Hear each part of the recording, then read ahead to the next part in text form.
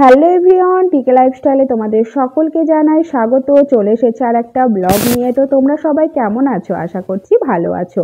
তো অনেক দিন ধরে তোমাদের সঙ্গে কোনো রকম ভিডিও আমি শেয়ার করতে পারছিলাম না। একটু ব্যস্ত তো আছি, তার উপর আমার শরীরটাও ভীষণই খারাপ ছিল। যেটা আমি তোমাদেরকে বলেছি যে আমার গলা নিয়ে খুবই কষ্টের মধ্যেই ছিলাম। ভীষণ কষ্ট পেয়েছি গলাটা নিয়ে। তো তাই কোনো ভিডিও আমি ভয়েস দিতে পারছিলাম না বলে আমি কোনো রকম ভিডিও শেয়ার করিনি। গ্যালারির মধ্যে অনেক ভিডিও জমে আছে, কিন্তু শুধু গলাটার জন্য আমি শেয়ার করতে পারছি না।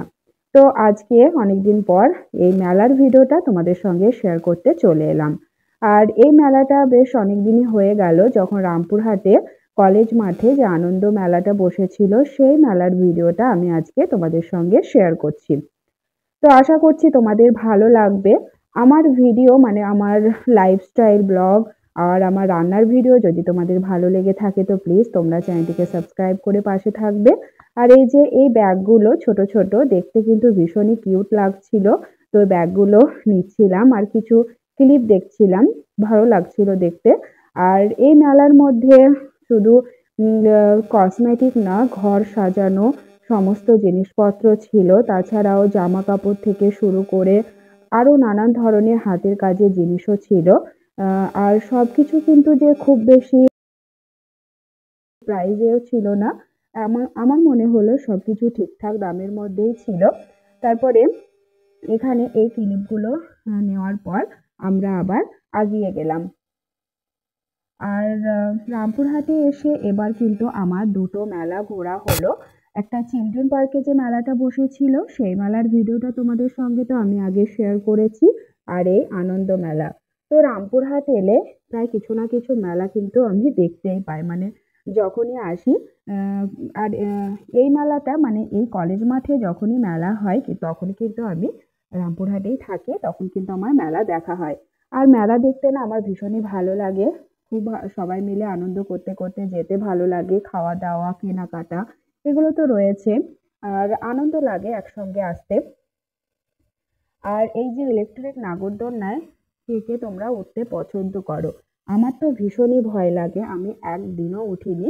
মানে ছোট থেকে আজ পর্যন্ত একদিনও কিন্তু আমি কোনো নাগরদোলনায় উঠিনি, চড়িনি, আমার ভীষণই ভয় করে।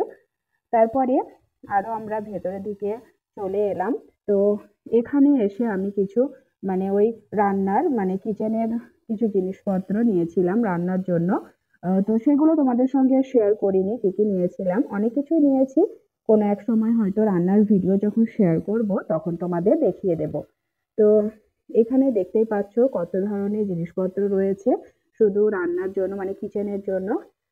রান্নার জিনিসপত্রগুলো আমার নিতে কিন্তু ভীষণই ভালো লাগছিল। আর তানভীর এখানে বিরক্ত হচ্ছিল কারণ ওর পছন্দের কার দেখতে পাচ্ছিল না। আজকাল ওর আবার ছোট ছোট কার কিন্তু ভীষণই পছন্দ। তো ওটাই ওই খুঁজে বেড়াচ্ছিল, লাস্ট পর্যন্ত কিন্তু তানভীর দেখতে পেয়েছিল ওর কার, তারপরে ও নিয়েছিল। আর এই যে ঝুমকোগুলো দেখো কতটা সুন্দর, সমস্ত ঝুমকোর কালেকশনগুলো কিন্তু দারুণ ছিল। আমিও বেশ কিছু মানে বেশ কয়েকটাই নিয়েছি, সেটাও তোমাদের দেখাবো। এরপরে পাশের যে দোকানটা ছিল এখানেও বেশ ভালো ভালো কিন্তু কানের ঝুমকোগুলো ছিল, সেগুলো দেখছিলাম। আর এখানে ভাইকে ভিডিও করতে দিয়েছি, আর ভাইকে ভিডিও করতে দেওয়া মানে ভাই একদম ক্লোজ করে আমার ভিডিও নেবে। ভাই বলতে আমার নদাই। তো এখানে ভাই মানে নদাই দেখো বন্দুক দিয়ে বেলুন ফাটাচ্ছিল। তো সেই ভিডিওটা আমি একটু নিয়ে নিলাম। তারপরে তানবীরকে আমি খুঁজছিলাম, তানবীর ফিপির সঙ্গে খুব ভালোই ঘুরে বেড়াচ্ছিল। ভিডিও করার চক্করে আমি ওকে দেখিনি, ও ফিপির সঙ্গেই ছিল, পুরো মেলা ঘুরেছে।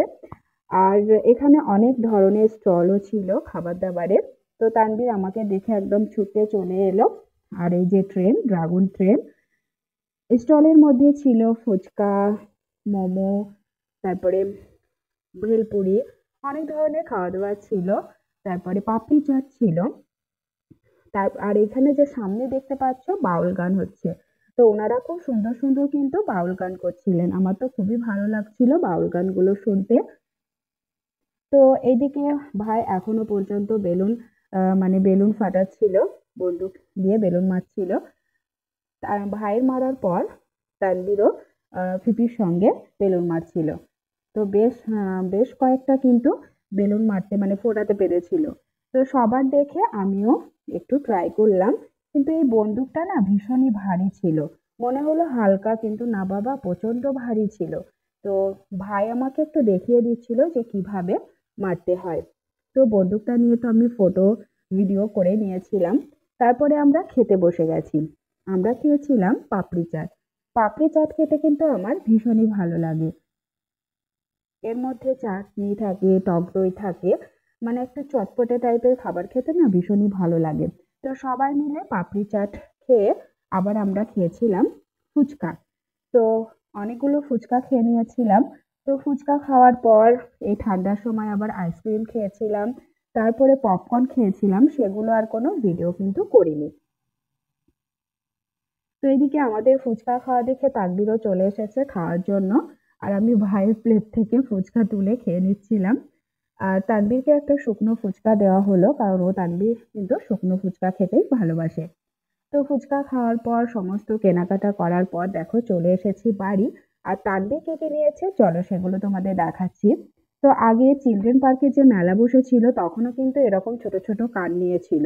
এই প্যাকেটের মধ্যে অনেকগুলো কার রয়েছে, আর একটা ট্রেন আর একটা ছোট বাস নিয়েছিল। আর আমি এই সমস্তগুলো নিয়েছিলাম।